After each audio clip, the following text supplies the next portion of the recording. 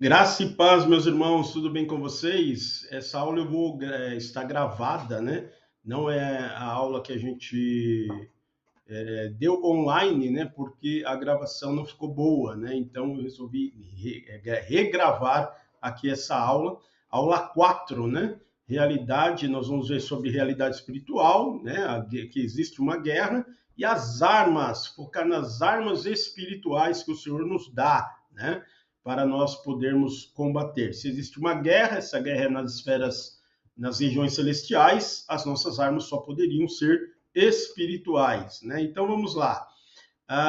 Existe uma realidade, né, espiritual, e essa realidade espiritual nós podemos ver em alguns textos bíblicos, né?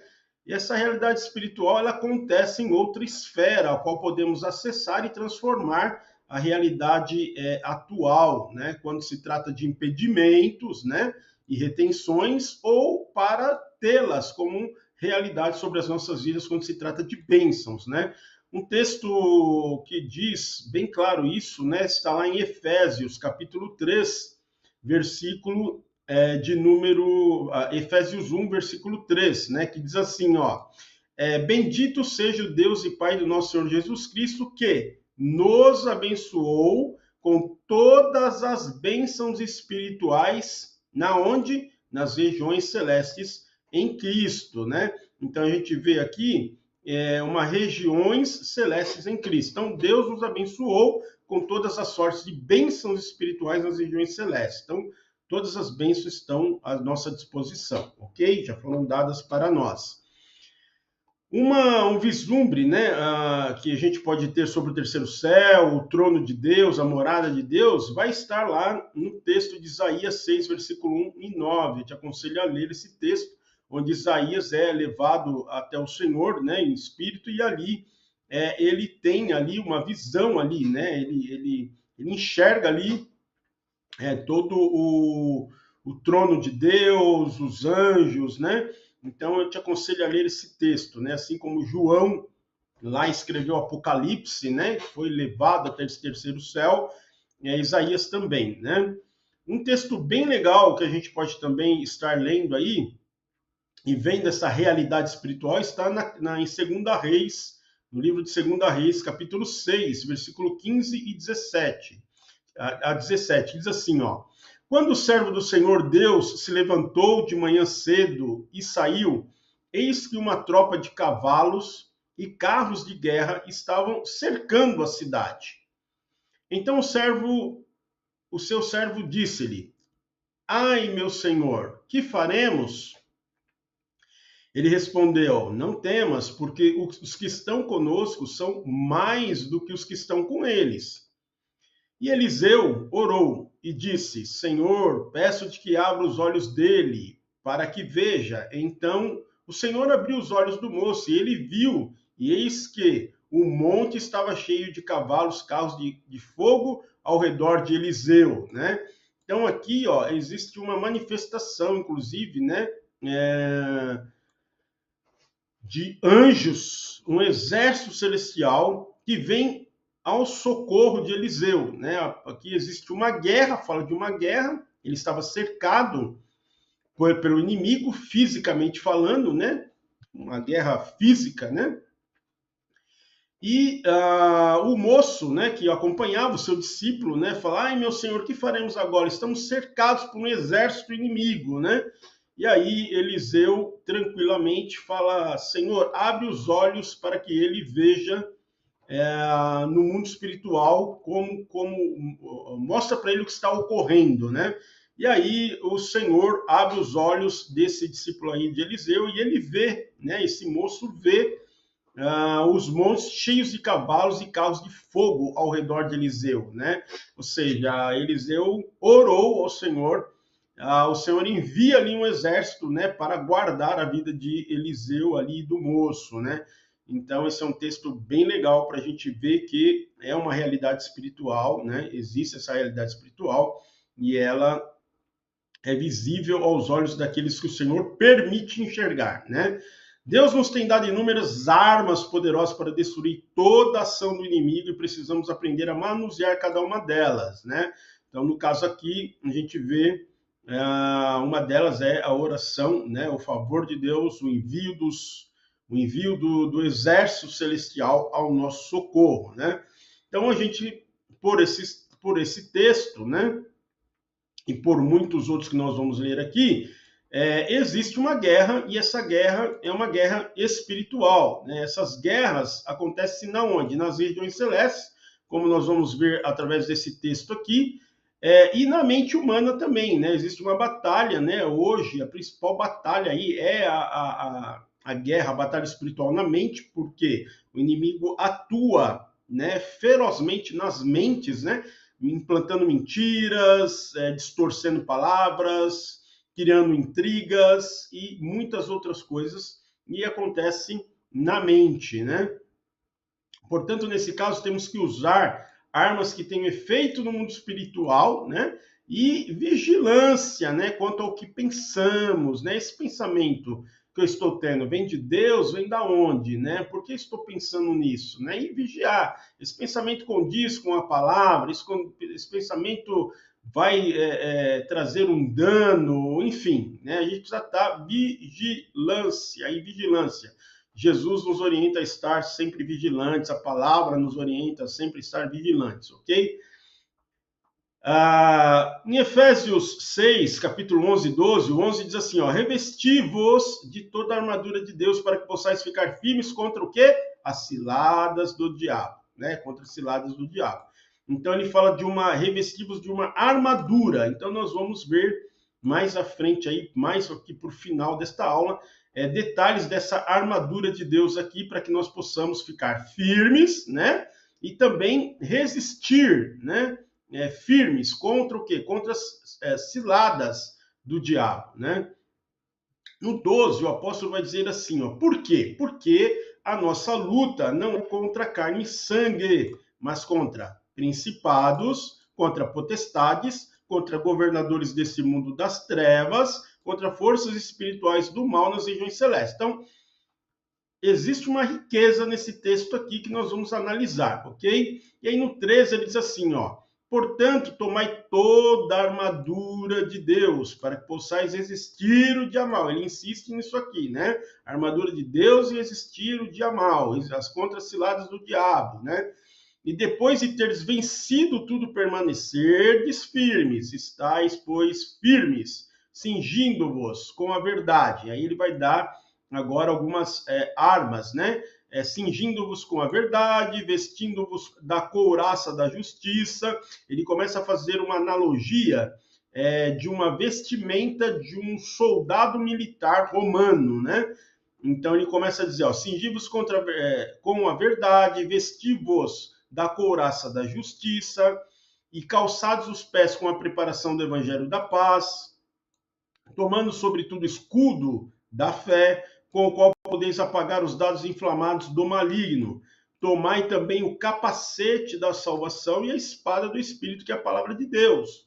Com toda oração e súplica, orando em todo tempo no Espírito. E para isto, vigiando com toda a perseverança e súplica por todos os santos, né?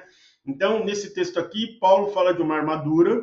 Paulo vai falar que a nossa luta não é contra carne e sangue, ou seja, não é contra seres humanos, não é contra as pessoas, mas contra quem? Contra espíritos malignos, contra principados, potestades, governadores deste mundo das trevas, contra a força espiritual do mal nas regiões celestes. Na onde ocorre? Onde é essa guerra? Nas regiões celestes. Contra quem? Contra principados, potestades, contra governadores das trevas, contra a força espiritual do mal. Né? Então essa é a nossa luta, não é contra pessoas. Às vezes a maioria das pessoas, quando não tem esse discernimento, quer lutar contra pessoas, quando na verdade essa pessoa tem uma influência demoníaca por trás da vida dela, né? O inimigo vai usar pessoas para destruir pessoas, né? Então a gente tem que estar muito atento, né?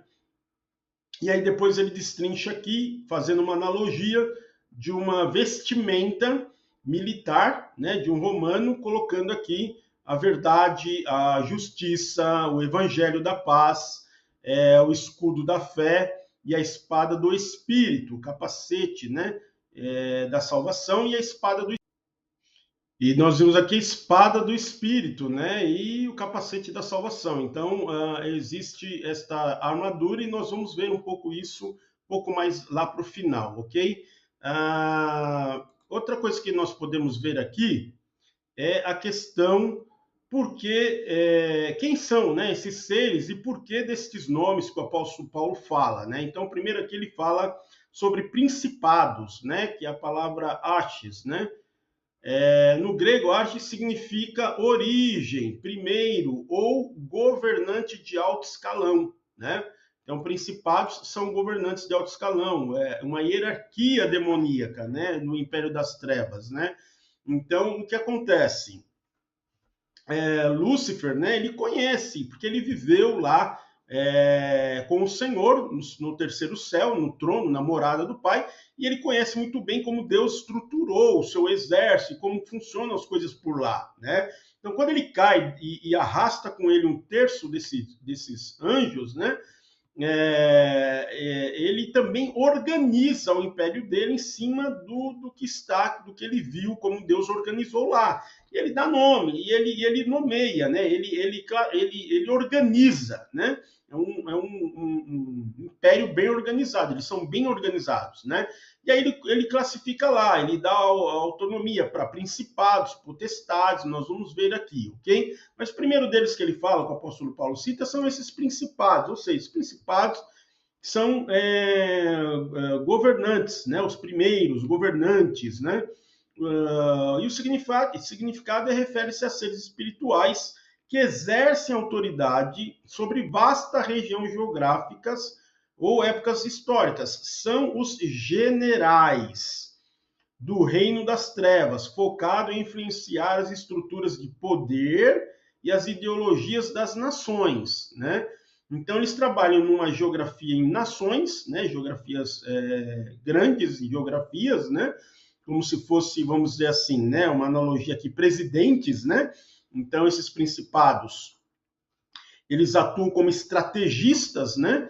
Para influenciar o poder, né? E colocar ideologias nas nações, né? Ou seja, estrategistas como que eles vão colocar, fazer com que a humanidade, né, fique ainda longe da vontade de Deus, como influenciar os governos, os presidentes, como colocar guerras, criar situações de intriga entre os países, ou seja, tudo que se refere à destruição, né, da humanidade. Por quê? Porque a luta de Satanás, né, não é contra Deus, ok?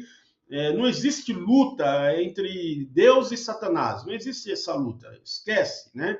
Porque o Senhor Deus é o Todo-Poderoso, num piscar de olho já era Satanás, ok? A luta de Satanás é contra a humanidade, tá? A luta dele é contra nós, né? Ele quer destruir aquilo que Deus mais ama. Deus ama tanto a humanidade que enviou Jesus, o seu Filho unigênito, para morrer no nosso lugar, levando sobre ele todos os nossos pecados. Então, Lúcifer ele tem uma ira completa sobre a humanidade, né? Mas vamos lá. Dois, potestades, né? O que são as potestades? Né? Se os principados são aqueles que são estrategistas, né? As potestades ou exousias, o termo exousias refere-se a direito de agir ou autoridade delegada, né? Significado. Se os principados são estrategistas, potestades são executores. Elas representam o poder operacional que atua em um sistema específico. Então, elas vão atuar na cultura, na economia, na família, na religião, né? Na mídia, nas artes, ou seja, nas 7 esferas da sociedade, deformando, deturpando, mentindo, colocando inverdades, enganando, né? Então, essas potestades aqui, elas vão atuar na cultura, né? É a força que torna o mal institucionalizado, né? Então, vai ter influência na cultura, na economia, na religião, etc. Potestade coloca ideologias, implanta as ideologias, reforça a imoralidade sexual, reforça todas as coisas, né? Distorce a cultura, faz intriga entre as nações através da economia, gera leis absurdas, né? Influenciando governadores, prefeitos, presidentes, e assim eles vão alastrando e deformando toda a humanidade, né? E aí Paulo ele afirma isso quando ele fala dos governantes deste mundo das trevas. Desta palavra, no mundo greco-romano, era usada para descrever imperadores e divindades plenárias que supostamente controlavam o destino humano, né? Paulo está aqui subversivo aqui, né? Está sendo subversivo. Ele sugere que por trás dos líderes visíveis que promovem a escuridão moral e espiritual, existem forças espirituais que pilotam a mentalidade de uma era, né? Então, eles buscam dominar a consciência coletiva da humanidade, né? Então, eles são muito organizados, eles são milenares, né? Desde o Jardim do Éden aqui, eles conhecem como o homem anda, atua, pensa e etc, né? E aí eles, com o passar do tempo, eles vão observando a estrutura da humanidade e vão manipulando, né, os governantes, manipulando as pessoas que têm grande influência, né, para divulgar e disseminar ideologias e coisas que vão contra os ensinos e a verdade do Evangelho, da palavra de Deus, ok? Forças espirituais do mal, né? Quando Paulo também cita as regiões celestes, né? Aqui Paulo remove qualquer dúvida que está falando de seres abstratos, ele não está falando de seres abstratos, mas seres reais que atuam na humanidade, né? Refere-se à natureza intrínseca dessas forças maliciosas e destrutivas e a sua localização metafísica, né, nas regiões celestes. Não é o terceiro céu, que é onde é a morada de Deus, tá? Mas o domínio invisível que circunda a nossa realidade física, né?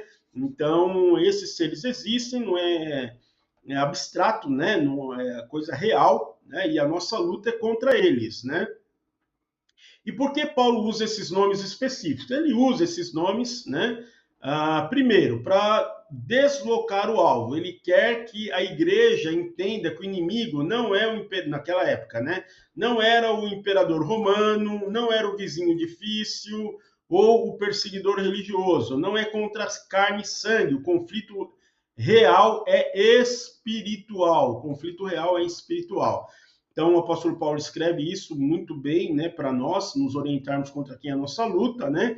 Naquela época, para a igreja de Éfeso, para igrejas que estavam ali, né, nas primeiras igrejas, ele estava deixando ali uma instrução bem clara, né?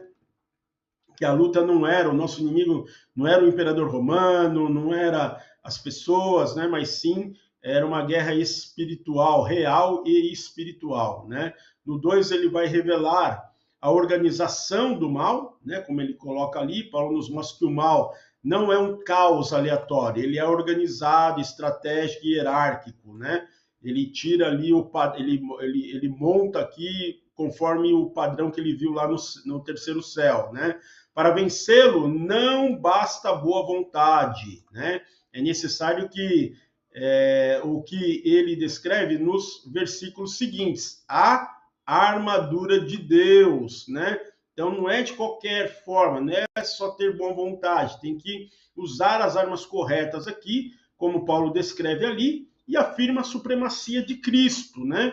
Em outras cartas, como por exemplo Colossenses capítulo 2,15, Paulo enfatiza que Jesus já despojou e triunfou sobre esses mesmos principados e potestades na cruz. Ele nos nomeia para mostrar que, embora poderosos, eles são seres criados e limitados, agora sob os pés do Cristo ressurreto. Glória a Deus. Amém? E como então, né? Quais são as armas para lutar contra esses seres, contra esses principados, potestades, contra esses demônios, contra esses seres que querem nos destruir, né? Esses espíritos malignos. A nossa arma pode começar aqui, por exemplo, vamos começar aqui com e nós vamos começar aqui com as armas, né? E nós vamos começar falando sobre jejum, né? Em Mateus, capítulo 17, 21, e o contexto de Marcos 9, 29, né? Jesus diz assim: mas esta casta não se expulsa senão pela oração e pelo jejum, né? O contexto aqui era um pai, né? Um pai traz um filho possuído por um espírito imundo, né? Mudo e maligno aos discípulos, né? E eles tentam expulsar o demônio, mas falham miseravelmente. Quando Jesus chega, né, ele resolve o problema instantaneamente, e atônitos os discípulos perguntam: por que nós não podemos expulsá-lo, né? E a resposta de Jesus define o jejum como uma ferramenta de rompimento, né? Então, essa passagem muitos conhecem aí, né? Os discípulos foram numa jornada ali, tinham tido êxito, né, em expulsar demônios, em curar pessoas, mas de repente eles chegam num local, um pai, né, traz um filho ali possuído do espírito mudo, né, e eles não conseguem expulsar, né? E aí eles falam: poxa, o que está acontecendo, né? A gente teve tanto êxito aí atrás, e agora? O que está acontecendo? E Jesus fala para eles: ó, essa caça só pode sair se não pela oração e pelo jejum, né?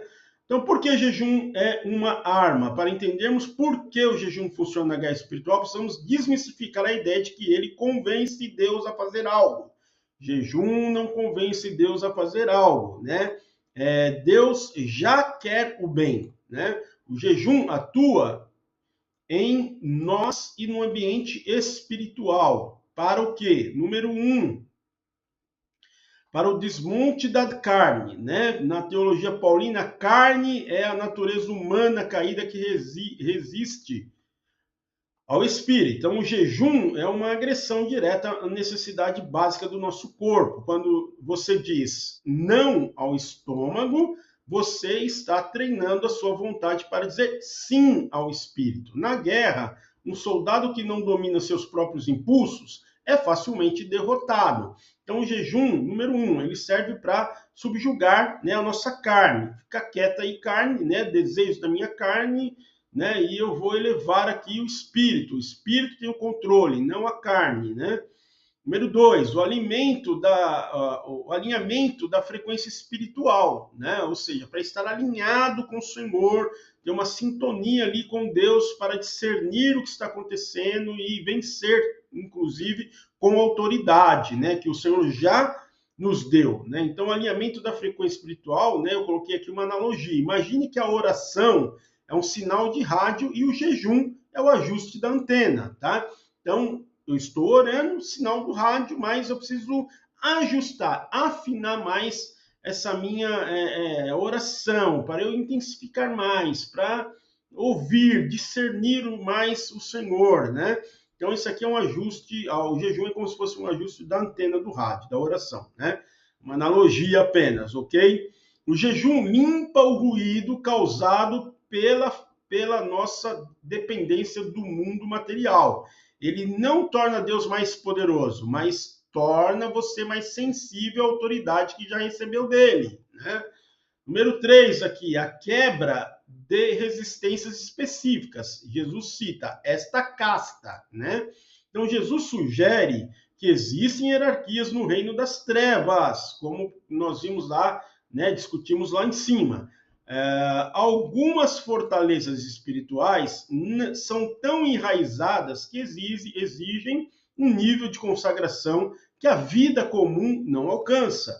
O jejum funciona aqui como uma carga explosiva usada para demolir muros que a oração comum apenas arranhou, né, ou arranha, né? O equilíbrio necessário, né, está em Isaías 58, porque jejum é uma arma de guerra, nós temos que jejuar, ok? Mas temos que também jejuar de forma correta, né? Tendo uma vida alinhada, né, aos princípios e à obediência de Deus, né? Então, no texto de Isaías 58, eu quero até que você faça essa leitura aí na sua casa, né? Onde você estiver aí. Por quê? Porque é um alerta, né? Senão, assim, o povo, nesse contexto aqui de Isaías 58, o texto lá vai falar que o jejum sem justiça é apenas uma dieta, né?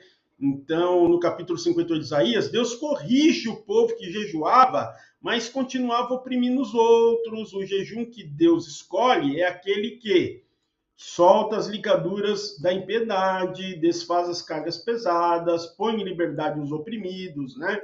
Então, nesse contexto aqui, o povo estava jejuando, mas estava oprimindo o povo, estava fazendo outras coisas que não agradavam o Senhor, né? Então, nós também temos que ter um alinhamento da nossa vida condizente com a palavra, com a verdade, com em obediência ao Senhor, né?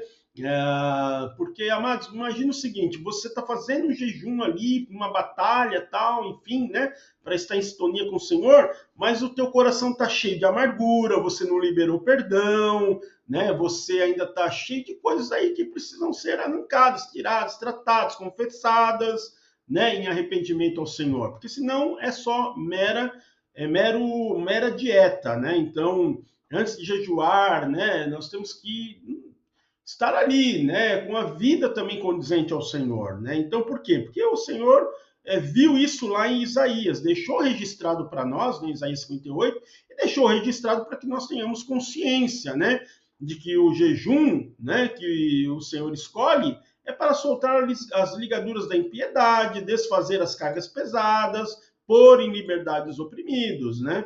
O jejum, como arma de guerra, serve para subverter, deixa eu colocar aqui, subverter o natural ao sobrenatural. Ele não muda a vontade de Deus, mas expande a sua capacidade de ser canal através do qual o poder de Deus flui para destruir as obras das trevas, né? Então, jejum como arma de guerra, algo tremendo, né? Vamos ver uma outra aqui, ó. Louvor. Louvor é uma arma de guerra, né? Associado ao louvor mais oração, né? Acaba virando uma adoração, né? Poxa vida, quando a gente começa a entoar cânticos, né? E orar junto, e aí começa a virar uma adoração ali maravilhosa, com cânticos, com oração.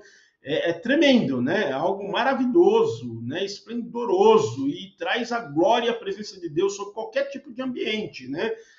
Do ambiente. Então, o louvor que abre caminho, né? Então, por exemplo, um texto clássico aqui, a gente tem lá em 2 Crônicas, capítulo 20.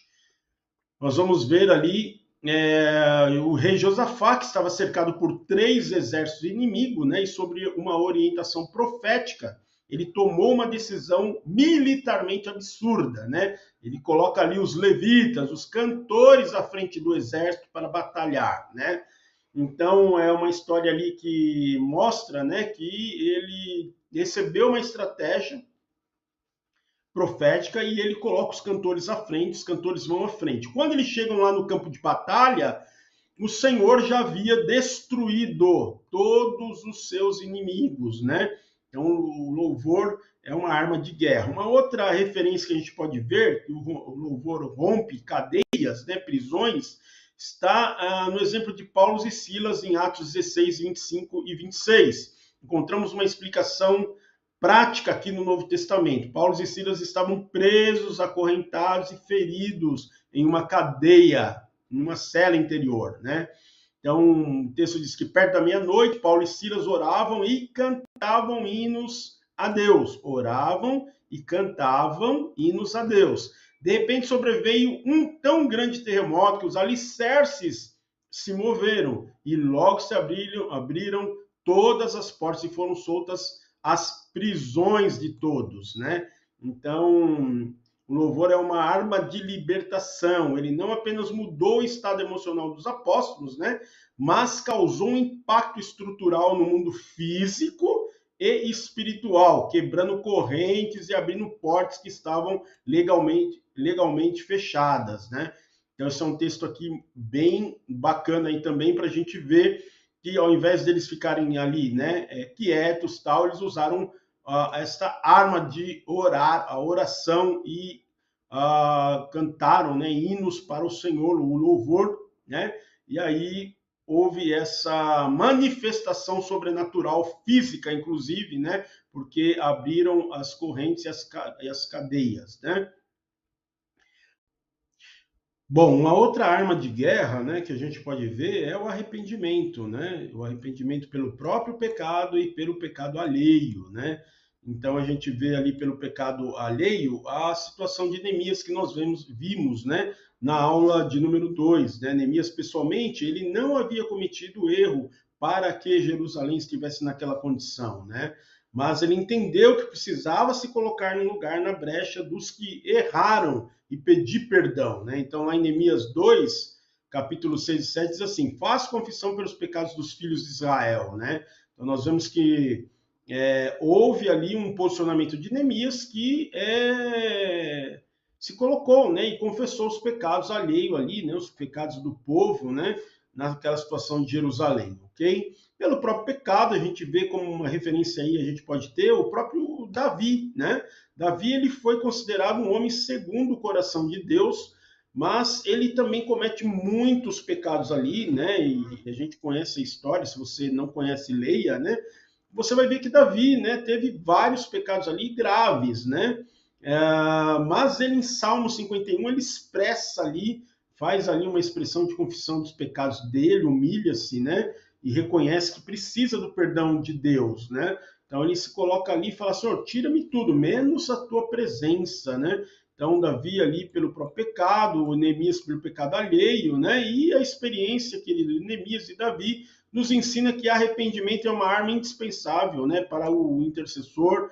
Para o caminho do arrependimento é a mão obrigatória para quem deseja exercer o ministério de intercessão, e não só a intercessão, mas todo aquele que está em Cristo, né, precisa se arrepender, né, precisa ter o arrependimento, né, para quebrar forças e abrir autoridade no mundo espiritual, né, porque se a gente tem pecado e nós não nos arrependemos, né, com certeza existe uma brecha, uma abertura, né, que o inimigo vai usar para nos atacar, para nos enfraquecer, né? Então nós temos que ter essa consciência. Eu vou dar uma aula depois específica, falando sobre essa questão de abertura, né? Ou a brecha, né? O que é, como é, por quê, etc. Né? Como o inimigo age, né? Então o Espírito Santo é quem convence o homem, por isso quanto maior comunhão tivermos com ele, mais fácil será termos verdadeiro arrependimento, né? Então, por isso a questão da vida diária com Deus, né? Estar ali com o Senhor, né? E com o Espírito Santo, se relacionando, porque o Espírito Santo é quem nos convence, né? Do pecado, do amor e da justiça, né? Então, ele foi deixado para ser o nosso orientador, para ser o nosso consolador, para nos capacitar, né? Para nos convencer, né? Do erro que nós estamos cometendo e nos levarmos a esse arrependimento, né? Que é muito necessário para a guerra espiritual, né? Agora, esse arrependimento é um arrependimento que tem que ser verdadeiro, genuíno, para trazer restauração, né? Não pode ser um remorso, né? Então, eu trouxe aqui uma questão de arrependimento versus remorso, né? Nós vamos ver isso. Podemos ver isso com duas pessoas ali, Pedro e Judas, né? Duas situações para nós compararmos o que é um verdadeiro arrependimento e o que é o remorso, né? Então, Pedro e Judas nos mostram perfeitamente a diferença entre remorso, que não traz restauração, e arrependimento, que traz perdão e restauração, né?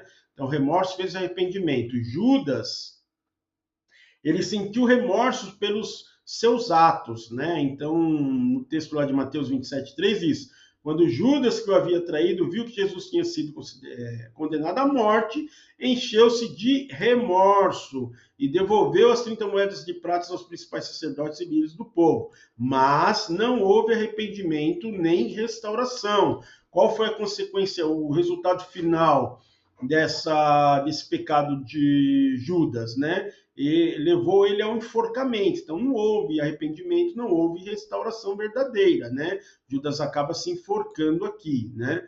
Ao contrário de Pedro, que encontrou o caminho do arrependimento e viveu a restauração, né?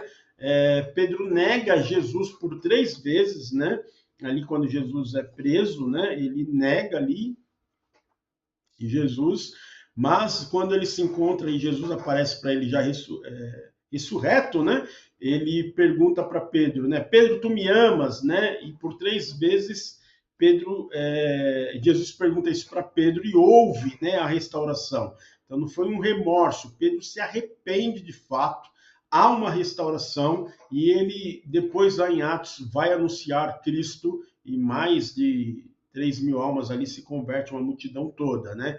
Então, o remorso é apenas o medo das consequências do pecado. Remorso é o medo das consequências do pecado, é apenas, né? É um sentimento egoísta, preocupado apenas consigo mesmo e não com o Senhor, ok?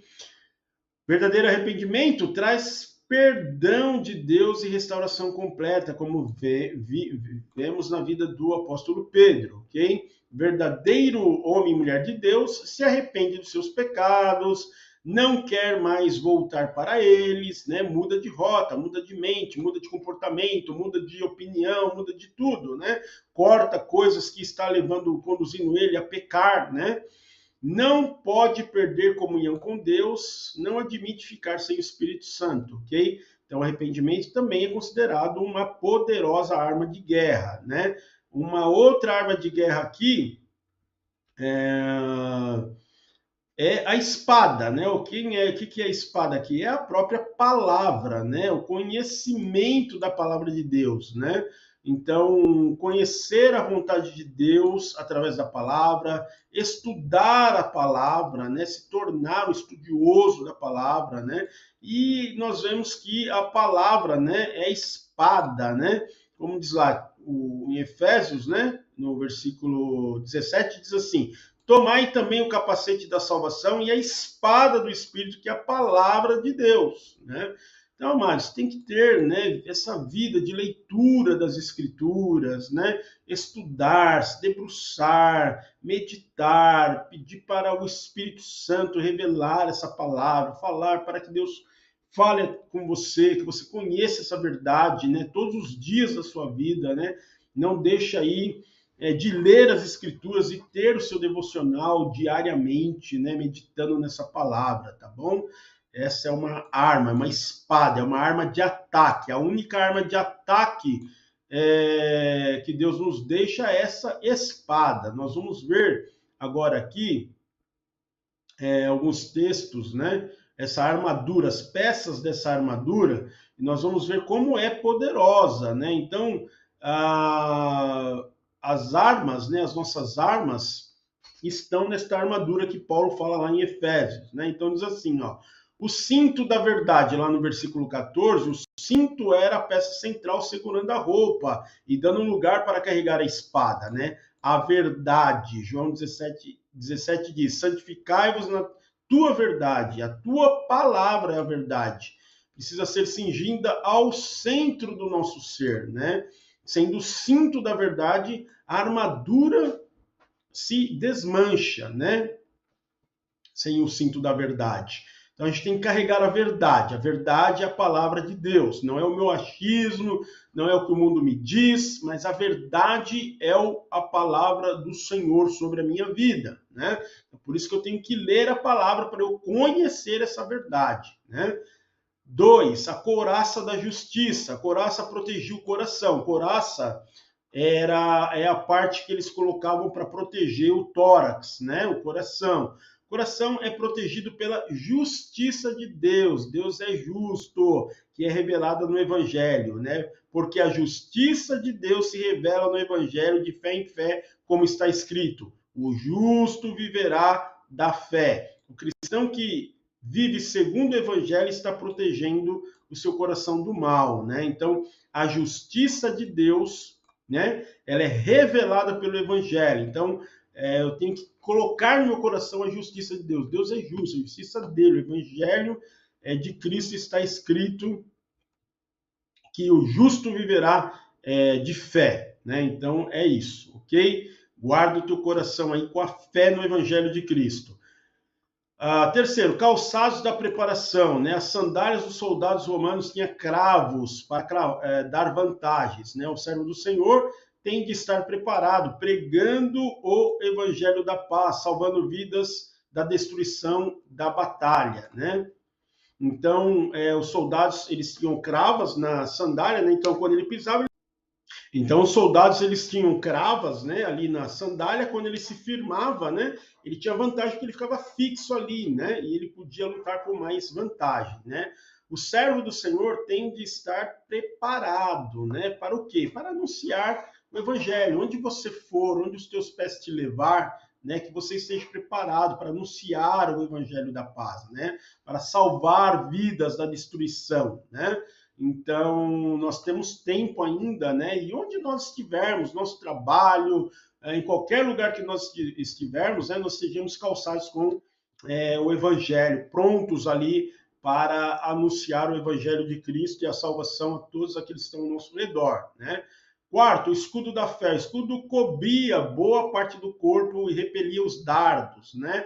O diabo lança seus dardos inflamados, mas o cristão se defende com o escudo da fé. Tudo pode ser vencido em Cristo, né?